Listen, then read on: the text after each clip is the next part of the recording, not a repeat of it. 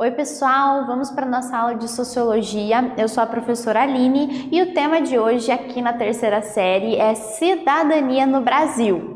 Vamos lá então. O nosso objetivo é compreender a trajetória da cidadania no Brasil, localizando suas especificidades.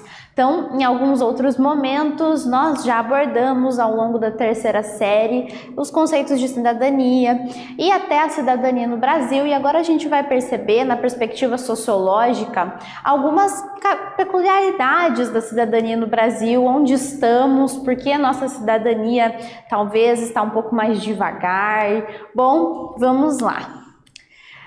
Refletindo, como a cidadania se desenvolveu no Brasil? Você se lembra um pouquinho sobre a tríade da cidadania, né? Os direitos civis, políticos e sociais? Como é que aconteceu no Brasil? Esses direitos surgiram juntos? Então vamos ver um pouquinho sobre isso.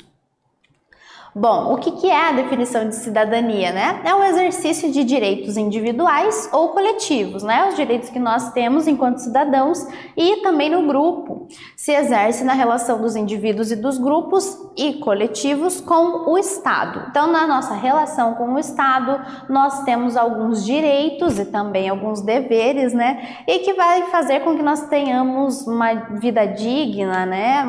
Uma cidadania plena. E veremos então essa divisão dos direitos. Então, lembrando, nós temos a tipologia do Marshall, que vai definir que nós temos os três tipos de direitos, né? Primeiro surgem os direitos civis, que são as liberdades individuais de crença e de pensamento. Então, são os direitos individuais, né? Os primeiros tipos de direito que surgem na história são os direitos civis.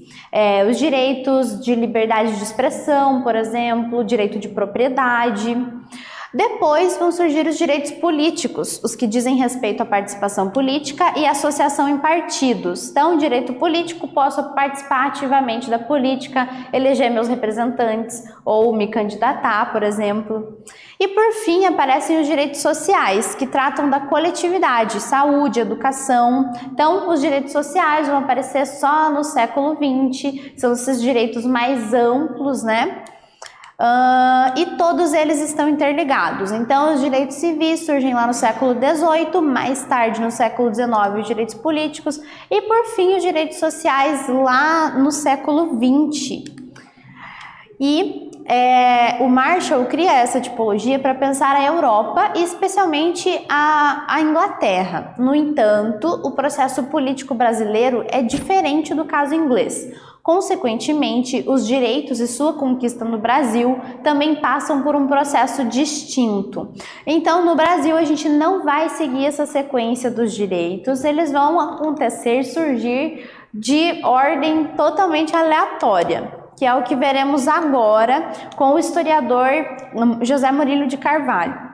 Então, ele diz o seguinte: aqui primeiro vieram os direitos sociais, implantados em período de supressão dos direitos políticos e de redução dos direitos civis por um ditador que se tornou popular. Então, já sacaram que contexto histórico é esse? Primeiro a gente vai receber os direitos sociais, num momento que a gente não tinha nem direitos civis e nem direitos políticos, que a gente vivia num momento de um ditador enquanto presidente. Era no período do Vargas, né? Então, houve uma certa pressão popular ali e esse presidente, que também era populista, vai ceder alguns direitos sociais. Um grande exemplo é que aí surge a carteira de trabalho, né? A CLT, enfim. Depois vieram os direitos políticos de maneira também bizarra. Então, os direitos políticos eles vão surgir mais tarde, lá no período de ditadura civil-militar.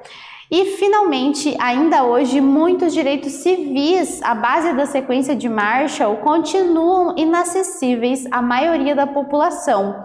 A pirâmide dos direitos foi colocada de cabeça para baixo. Então, esses direitos civis, dentre eles, nós temos, por exemplo, o direito de segurança.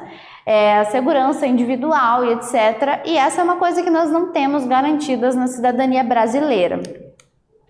Mas vamos aqui para vocês lembrarem esse movimento, essa ordem dos direitos no Brasil.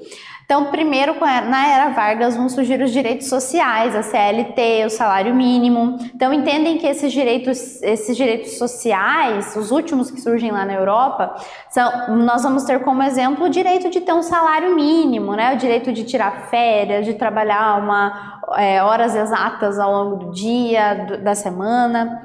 E mais tarde, então, no período da ditadura civil-militar, nós vamos receber alguns direitos políticos, vamos ter a ampliação do eleitorado, e ao mesmo tempo a gente vai ter uma certa repressão aí. E mais tarde, então, na nova república, principalmente garantida lá na nossa Constituição Federal, nós vamos receber os direitos civis. Por outro lado, nós ainda temos uma falta de segurança e uma justiça morosa, certo? Então, o José Murilo de Carvalho vai trazer mais alguns apontamentos sobre a cidadania no Brasil, muito importantes. Então, por que a nossa cidadania não avançou tanto ou está fazendo isso em passos de tartaruga? Ele vai citar alguns vícios dessa construção da cidadania no Brasil que pode justificar isso. Então, quais são esses vícios do longo caminho da cidadania no Brasil? Primeiro, uma herança patrimonialista, sem distinção rígida entre o público e privado. Então, essa ideia de patrimonialismo vai surgir lá com o Weber, nosso clássico da sociologia, né? E é basicamente uma ideia de que o privado e o público estão juntos. Então, uma figura que está ali no mundo político, no mundo público, ele vai utilizar esse espaço muitas vezes para garantir os seus desejos pessoais, né? As suas demandas pessoais da vida particular. Então, ele está usando o espaço público para atender à sua vida particular. E a gente sempre vê isso acontecer, né? Um outro vício é a permanência das relações de mandonismo, relação tutelar e patriarcal, e subserviência, lógica do agregado que pede favores, que ocasionam o fenômeno da cidadania concedida. Então, aqui essa ideia de mandonismo, né? Quando essa figura política, esse representante político está ali mais por tradição naquela região, enfim, ele não vai ter uma relação de um Estado representando, né? Mas de mandonismo ali, essa coisa mais tutelar. Então, esse representante político regional que está ali pela tradição e muitas vezes dessa estrutura agrária, fundiária que a gente tinha, né? E essa ideia da lógica que pede favores. Então, quem que tem a cidadania no Brasil nesse momento? A cidadania concedida, né? Quem está próximo dessa figura política, quem vai pedir esses favores, quem conhece a família, por exemplo. Então, esse é um dos vícios da cidadania. Na construção da nossa democracia, a gente vai ter alguns desses problemas do patrimonialismo, do mandonismo. E, por fim, as consequências perversas da escravidão e da grande propriedade. Então, claro que o último país a acabar com a escravidão no mundo vai gerar consequências desse tipo, né? Bom, um importante momento histórico para a cidadania no Brasil foi a promulgação da Constituição de 1988, não por um acaso também conhecida como Constituição Cidadã, resultado de um amplo processo de debates no contexto da redemocratização. No entanto, muitas vezes os direitos estão previstos na forma da lei, mas não de maneira efetiva, ou seja, na prática social e no cotidiano dos brasileiros.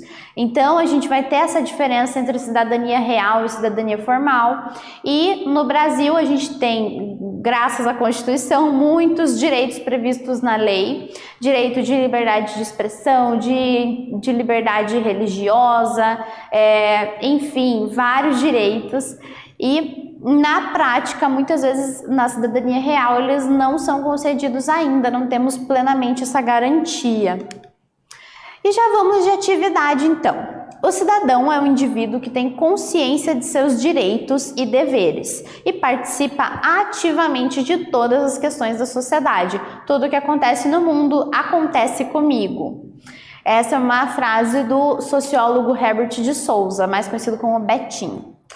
Considerando o processo de construção da cidadania no Brasil, aponte um problema social que você considera um desafio, sugerindo formas para superá-lo. Então, bem assim, redação do Enem agora, pensem um pouquinho sobre essa construção da cidadania no Brasil e apontem algum problema social que a gente não superou e como que ele pode ser resolvido. Pensem também se ele se encaixa aí mais no direito social, político ou civil.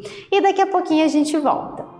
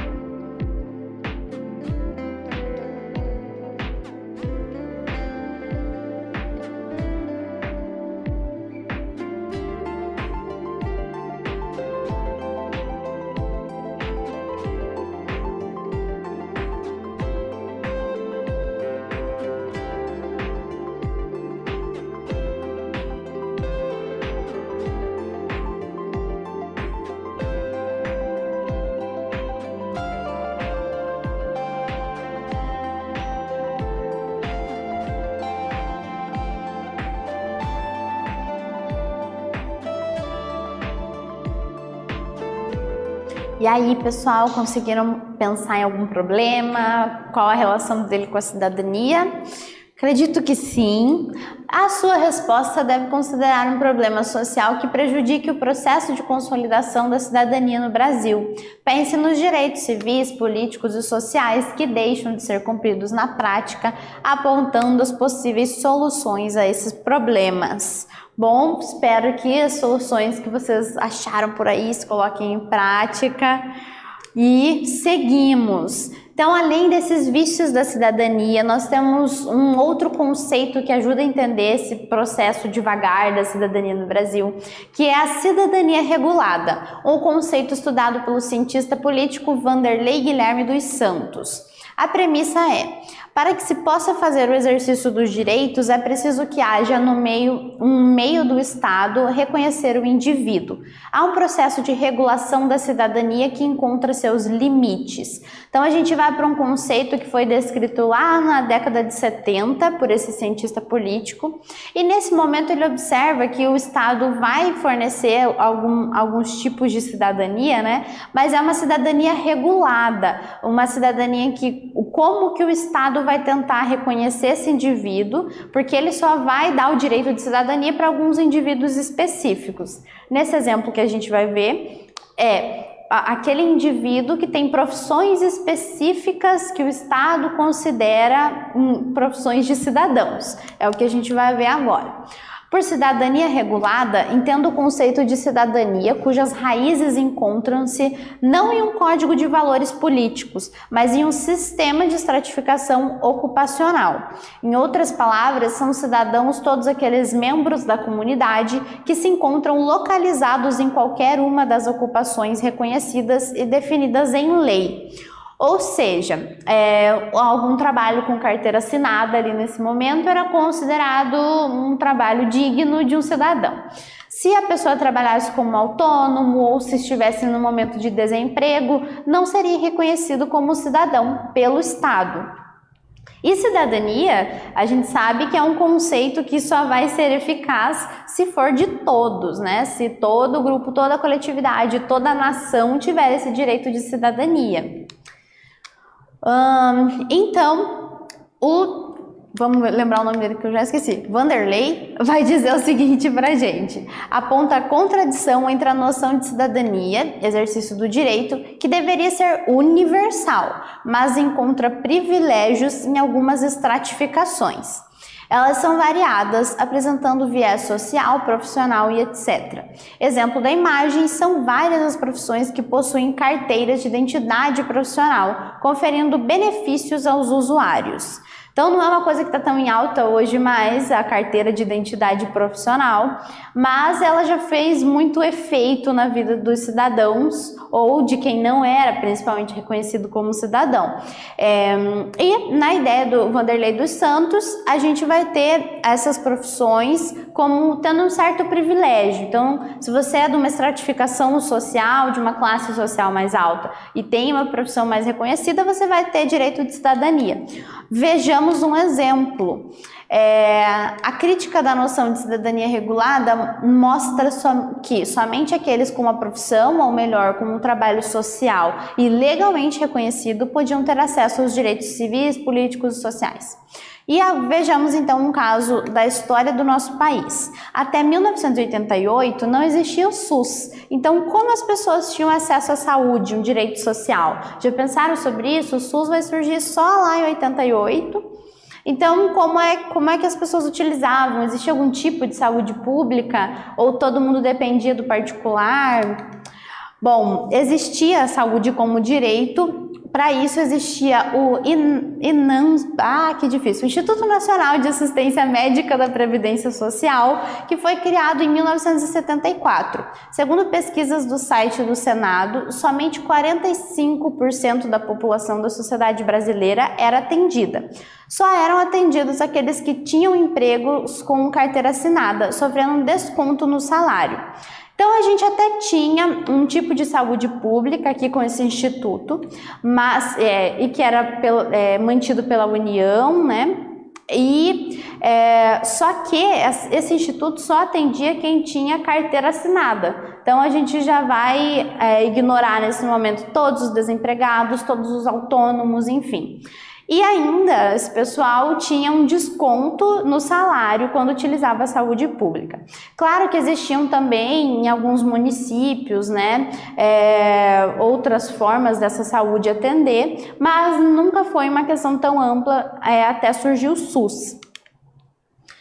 Então, só com a criação do Sistema Único de Saúde, em 1988, é que a saúde vai se tornando um direito de fato universal. No começo dos anos 1990, é pelo SUS que se erradicam e que diminuem doenças endêmicas por meio de campanhas de vacinação em massa. Então, a grande importância do SUS, né, várias doenças que vão se erradicar, o nível de mortalidade infantil por várias doenças, até essa década de 90 era muito alto, e graças à vacinação e todos os atendimentos fornecidos pelo SUS, várias doenças vão ser erradicadas e esse atendimento à população vai ser muito mais amplo. Bom, é isso. Vamos para uma segunda atividade para refletir mais um pouquinho sobre o SUS como um direito social. A criação do Sistema Único de Saúde como uma política para todos constitui-se uma das mais importantes conquistas da sociedade brasileira. Ele deve ser valorizado e defendido como um marco para a cidadania. A democracia envolve um modelo de Estado no qual políticas protegem os cidadãos e reduzem desigualdades. O SUS é uma diretriz que fortalece a cidadania e contribui para assegurar o exercício de direitos, conforme prevê a Constituição Federal de 88. Tendo esse contexto em vista, aponte quais são as duas principais características dessa política pública. Então, falamos um pouquinho de cidadania no Brasil e a importância do SUS nesse processo de cidadania, da conquista da cidadania. E agora vocês vão apontar e descrever um pouquinho sobre quais são essas duas características mais importantes do SUS, dessa política. E a gente já volta.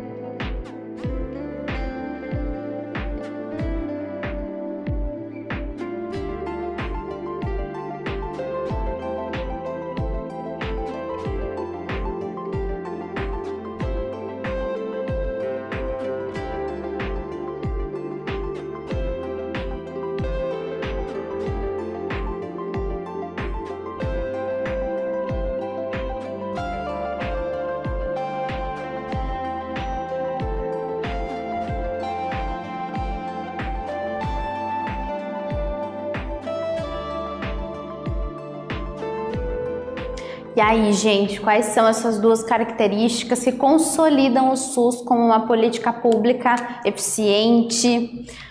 Sua resposta deve assinalar duas características da concepção da política pública do SUS: o universalismo, ou seja, para todos, não mais só para quem tem carteira assinada, não mais com aquele desconto no salário, né, mas para todo mundo, e o igualitarismo, ou seja, sem distinção, essenciais para a cidadania. Então, independente da sua classe, né, vai ser de igual, vai atender todo mundo, sem que seja através daquelas práticas do mandonismo, né, do pedindo favores. Bom, a gente não comentou exatamente da palavra igualitarismo, mas eu tenho certeza que no contexto vocês colocaram essa característica de alguma outra maneira, com alguma outra expressão, porque essas são grandes características da cidadania, principalmente voltado ao direito social. Certo? E já vamos retomar. Nessa aula nós entendemos algumas particularidades e desafios da cidadania no Brasil. Então, espero que vocês tenham gostado, que estão nossas referências, e fiquem bem na luta por nossos direitos. Tchau, tchau!